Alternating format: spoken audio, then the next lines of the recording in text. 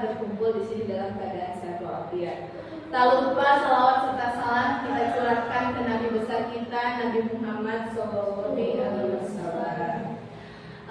Terima kasih saya ucapkan kepada Ibu Kepala Sekolah, juga rekan guru-guru hebat yang telah meluangkan waktunya di sini untuk menghadiri kegiatan diseminasi karya aksi nyata modul 1.4. Nah, pada kesempatan kali ini saya akan membahas mengenai budaya positif.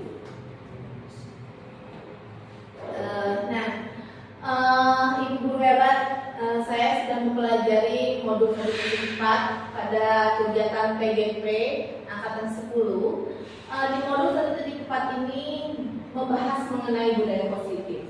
Nah, pada budaya positif ini yang pertama ada disiplin positif motivasi, lalu perilaku manusia, ketiga keyakinan sekolah atau kelas, 4 kebutuhan dasar, 5 manusia sebagai posisi kontrol, dan keenam adalah segitiga restitusi. Nah, Bapak Ibu, apa itu disiplin positif menurut guru-guru hebat di sini? Seperti apa sih disiplin positif itu? Ya, Bu Adel gimana? Jadi menurut saya disiplin positif itu mengenai kebiasaan manusia dalam melakukan sesuatu yang sifatnya positif, baik kegiatan positif ataupun kegiatan positif. Ya, terima kasih sekali Bu Adel, betul ya. Tepuk tangan dulu semua. Ya, terima kasih, betul. Disiplin positif itu memang hal-hal yang diterapkan yang menghasilkan sesuatu hal yang positif. Betul ya Bu? Kita lanjut di sini juga kita bisa lihat suatu cara penerapan disiplin yang mengajarkan cara anak bertanggung jawab. Nah, dan juga menumbuhkan kesadaran diri berdasarkan nilai-nilai kebajikan. Jadi betul, setiap hal yang dilakukan itu bersifat positif dan memiliki nilai-nilai kebajikan.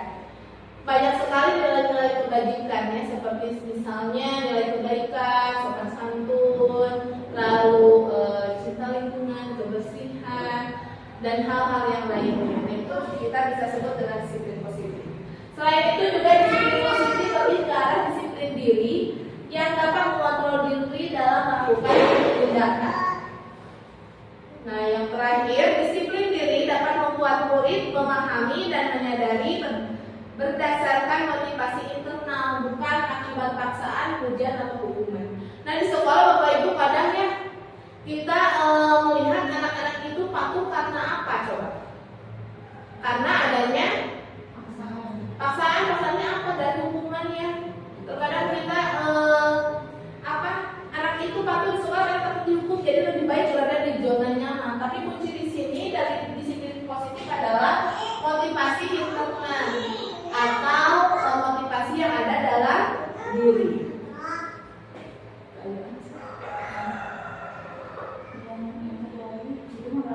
Nah, lanjut.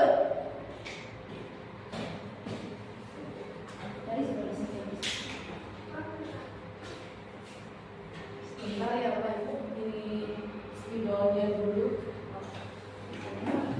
Nah, lanjut. Disiplin positif ini pasti bertujuan ke P3, yaitu profil pelajar Pancasila. Apa saja Bapak Ibu profil pelajar Pancasila itu? Yang pertama, beriman dan bertakwa kepada Tuhan Yang Maha Esa. Selanjutnya, mandiri.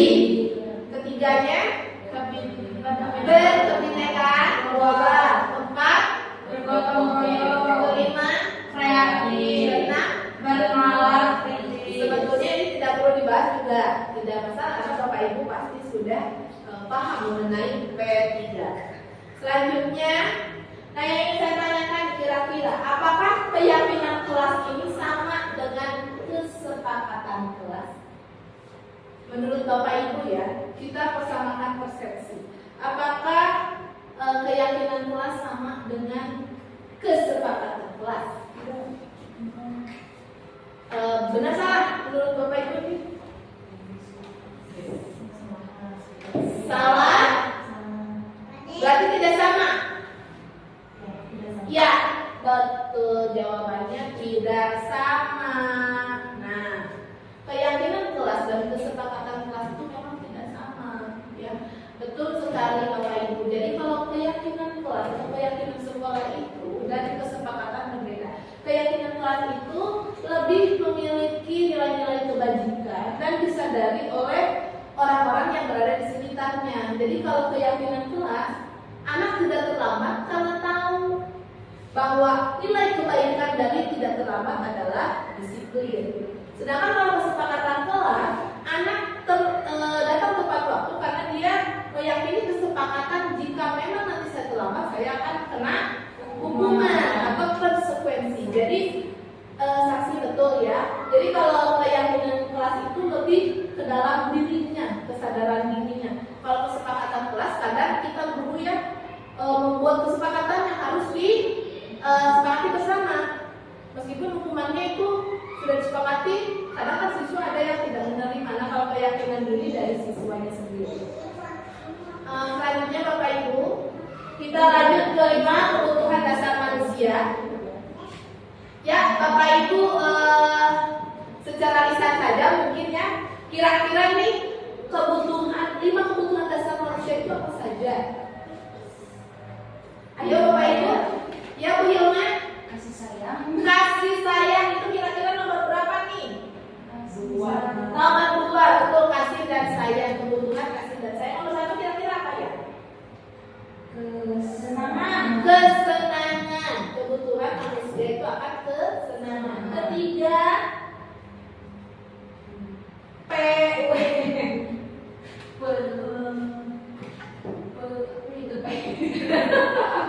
Oke, keempat deh. Kebutuhan Hidup. Kebutuhan hidup. Yes, yang terakhir.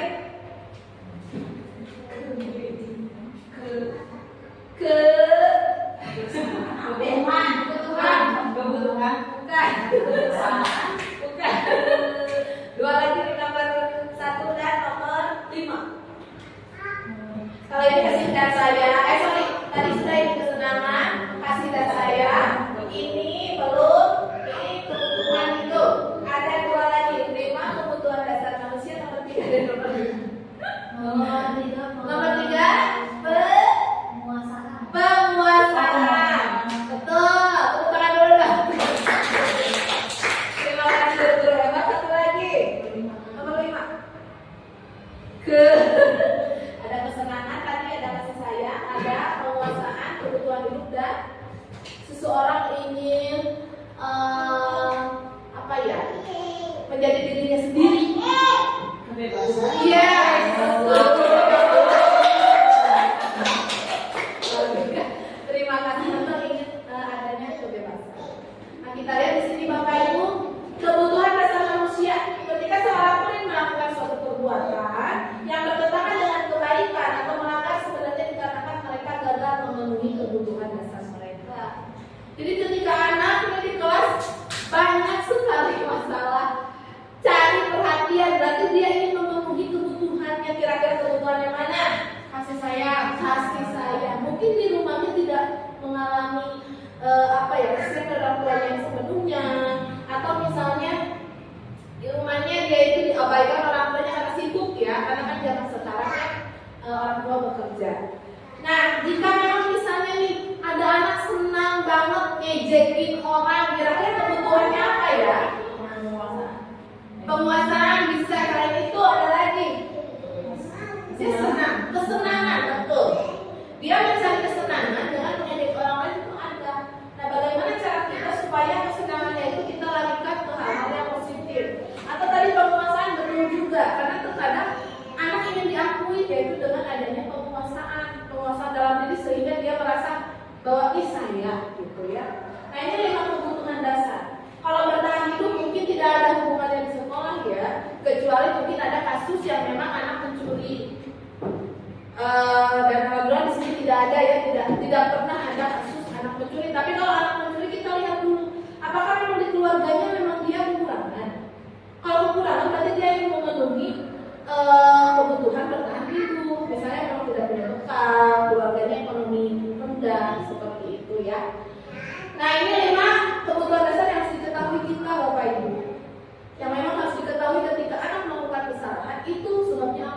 Jadi jangan sampai si guru itu hanya menyalahkan kamu nakal, kamu salah, kamu ini. Nggak bisa, karena kita harus tahu dulu latar belakangnya. Sesudah kita tahu latar belakangnya, baru kita bisa memastikan apakah memang anak itu memang nakal atau memang ada kebutuhan yang belum terpenuhi. Kita lanjut ke Bapak Ibu ya.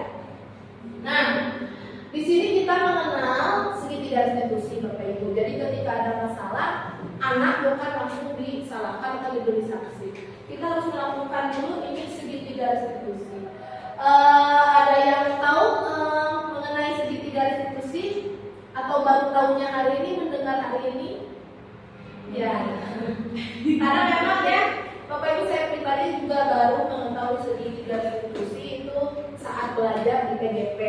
Tapi sebetulnya kalau kita lihat, kita sudah mempraktekkan.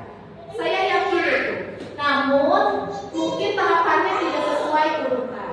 Nah, segitiga restitusi itu apa nih? Nah, segitiga restitusi ini kita bisa melihat ya. Segitiga restitusi ini adalah proses menciptakan kondisi bagi peserta didik untuk memperbaiki kesalahan mereka sehingga mereka bisa kembali pada kelompok mereka dengan karakter yang lebih kuat. Jadi cara penanganan siswa ketika ada masalah, kita bisa lihat slide sebelumnya. Kita bisa lihat di sini yang pertama yang harus dilakukan dulu adalah menstabilkan identitas. Kedua, validasi tindakan yang salah, dan yang ketiga menanyakan keyakinan. Ketika menstabilkan identitas, apa yang harus dilakukan? Pertama, guru ini mengajak berbicara. Nah, secara pelan-pelan, sehingga siswa tersebut merasa aman dan terbuka. Jadi bukan kita menyalahkan, kamu tadi ngapain, kamu salah, kamu melakukan kesalahan, kamu melanggar aturan. Tidak seperti itu, tapi anak diajak dulu. Tadi ada apa di kelas? Kok bisa kayak gitu ya? Lalu ada validasi tindakan yang salah. Sesudah anak terbuka, nanti anak ngomong kesalahannya apa. Nah, kita tegaskan dengan memvalidasi tindakan yang salah itu. Tapi kita bukan menyalahkan. Kita bisa menggunakan kata-kata dalam menstabilkan identitas atau validasi tindakan yang salah. Misalnya nggak apa-apa. Memang manusia itu pernah salah. Semua juga punya salah, tapi tidak boleh diulang. Atau dulu juga itu kayak gitu.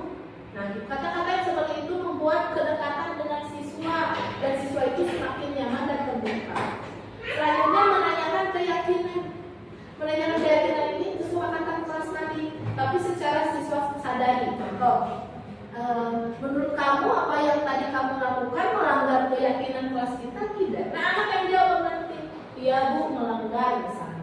Kira-kira apa pelanggarannya?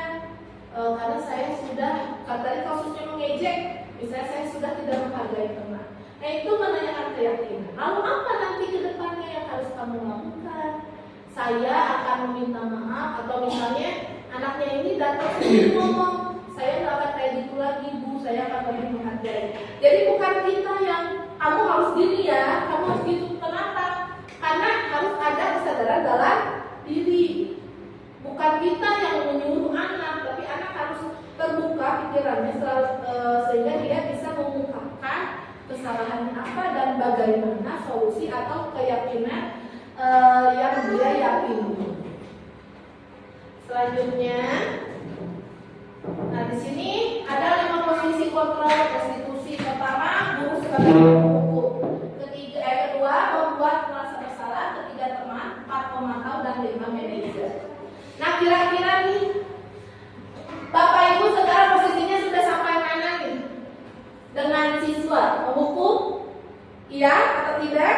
Iya. Saya rasa iya, karena saya juga sebagai pembuku ya. Kedua, membuat merasa bersalah. Pernahkah Bapak Ibu di posisi ini? Kalau saya iya.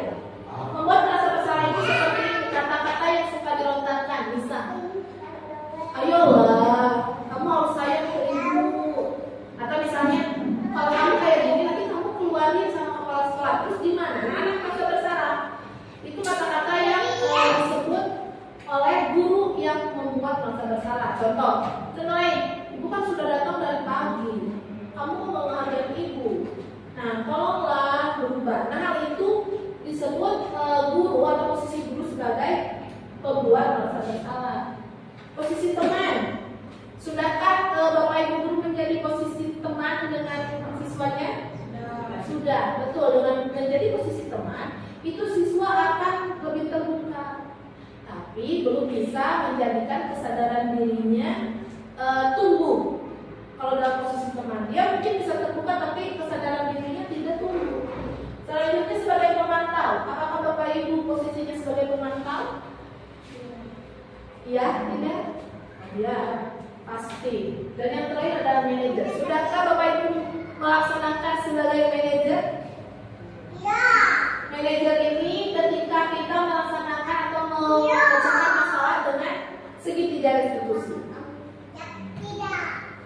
Jadi dari step by step, satu tadi menstabilkan identitas, kita ngobrol secara perlahan, ngobrol-ngobrol, lalu anak terbuka, sudah gitu memvalidasi kesalahannya, dan sesudah anak terbuka dengan kesalahannya, kita kuatkan bahwa semua orang punya salah, terus manusia pasti punya salah, ibu juga dulu pernah, nah itu hal-hal yang seperti itu membuat motivasi anak tumbuh. Dan yang terakhir adalah menanyakan keyakinan. Jika memang itu sudah dilakukan, berarti posisi Bapak Ibu sudah berada dalam posisi control manager. Nah, mungkin saya yakini segitiga restitusi itu pasti sudah Bapak Ibu lakukan. Hanya mungkin belum bertahap atau misalnya aturannya tidak sesuai.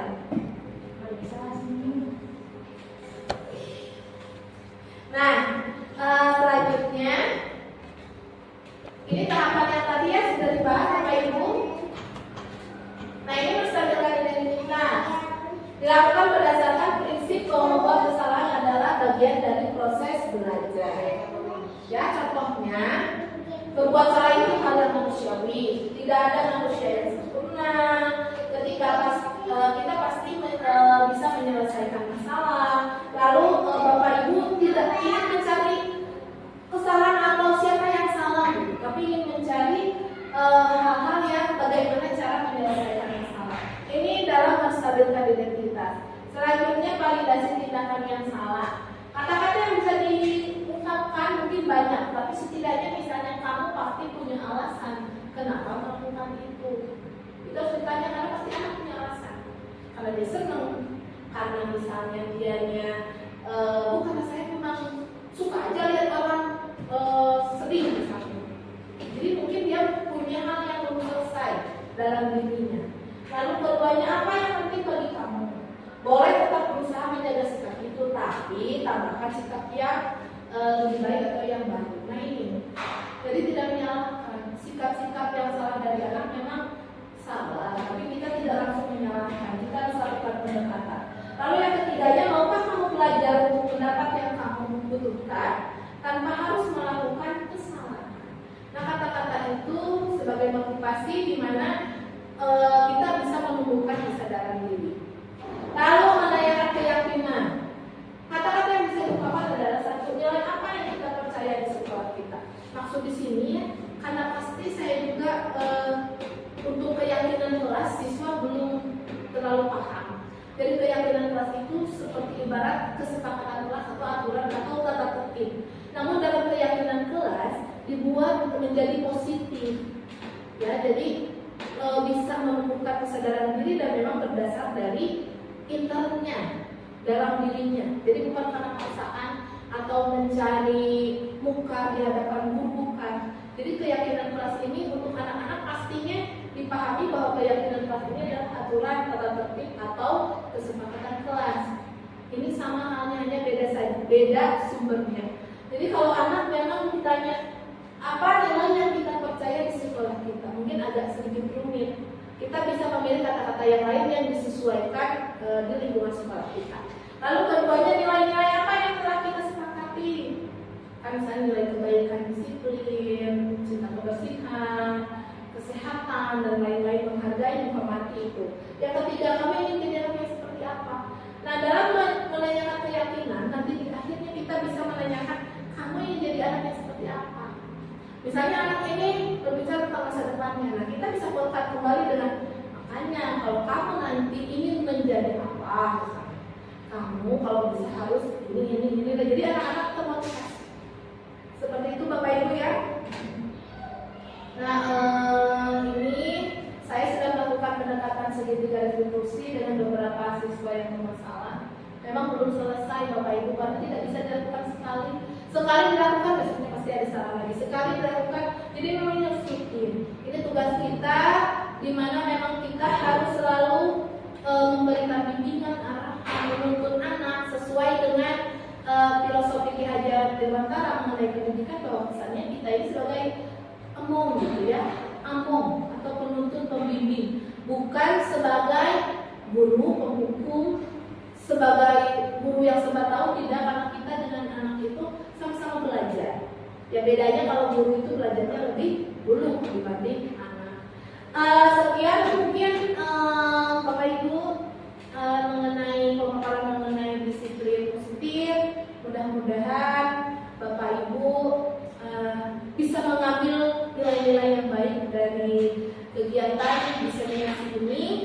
Sebelumnya mungkin ada yang ingin disampaikan, boleh pertanyaan, boleh umpan balik ini maksudnya adalah bagaimana perasaan Bapak Ibu sesudah mengikuti kegiatan diseminasi ini, atau misalnya ada kritik dan saran untuk saya, boleh disampaikan. Mangga Bapak Ibu. Ya, pada bagaimana? Boleh pertanyaan dulu. Boleh Bapak.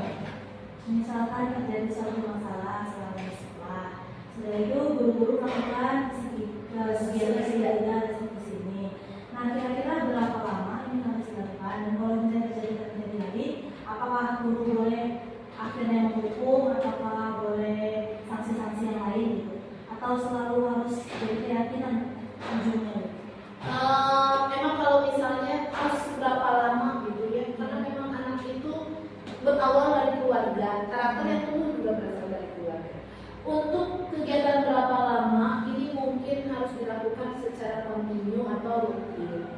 Jika misalnya artinya anak tersebut selalu melakukan kesalahan-kesalahan, sesudah kita lakukan segitiga restitusi ini dengan anak dan hasilnya tetap sama, mungkin yang harus bisa dilakukan pertama adalah komunikasi dengan orang tua. Karena kita bisa jadi anaknya ada kebutuhan tadi yang tersembunyi, mungkin malu untuk diungkapkan. Karena di orang tua kita samakan jawaban dari orang tua, maka sama tidak dengan anak. Kadang misalnya orang tua itu, mohon maaf, selalu memberikan pendapat-pendapat baik tentang anak. Nah, dimohon nanti kepada orang tua agar sejujur-jujurnya supaya kita bisa menangani anak yang bermasalah. Kalaupun misalnya nanti pada ujung-ujungnya apakah boleh diberikan hukuman, ya mungkin dalam bentuk sanksi, tapi sanksi yang sudah disepakati.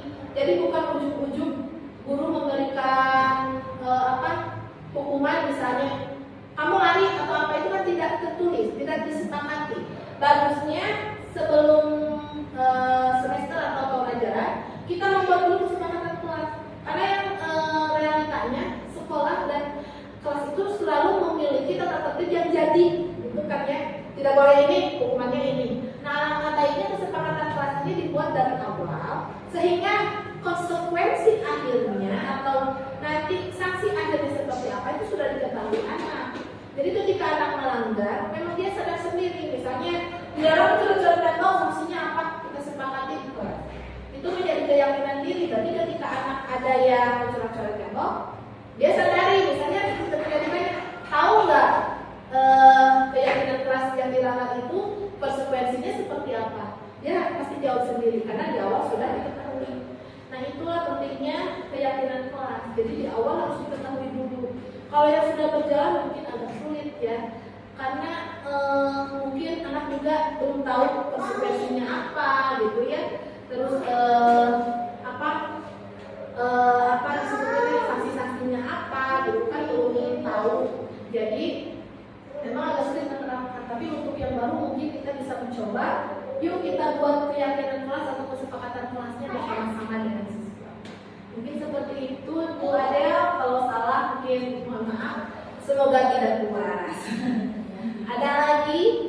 Ya, Bu Lili bagaimana? Sebelumnya saya di sini apa yang mengucapkan terima kasih sih, kadang kita sebagai pendidik yang ada di area sekolah lupa gitu nanti fungsinya, atau ibaratnya kayak tadi ada 5 tugas pokok itu kayak seperti apa itu manajer terus kemudian teman terus kemudian juga seperti yang nomor 1 sampai nomor 5 karena kita lupa. Nah saya di sini merasa terima kasih itu jadi diingatkan kembali gitu, dimana sekarang itu udah apa ya ibaratnya ada krisis diri, krisis identitas mengenai guru sendiri, jadi diingatkan atau dipahami kembali. Saya mau paling suka. Ya, terima kasih Bu Riri ya atas umpan baliknya. Terima kasih kepada juga. Pertanyaannya ada lagi Bapak Ibu? Jika tidak mungkin saya akan akhiri, tapi sebelumnya memang apa ya, jadi guru itu susah-susah gampang, bukan hanya sekedar mengajar siswa. Kadang kita kalau memang sudah cinta terhadap pekerjaan kita, kadang lupa gitu tadi benar ya. Kadang kalau sama anak berposisi seperti teman, kadang kebablasan. Anaknya terlalu dekat, jadi tidak ada batasan. Tapi di sisi lain memang kita tidak boleh merasa paling gitu ya. Kita harus menjadi manajer gitu. Baik dalam keluarga, dalam diri kita harus bisa memanage supaya segala halnya bisa dilakukan dengan baik. Itu mungkin dari saya. Mohon maaf jika ada kesalahan. Terima kasih sekali. Saya akhiri. Wabillahi taufiq wal hidayah. Wassalamualaikum warahmatullahi wabarakatuh. Waalaikumsalam warahmatullahi wabarakatuh.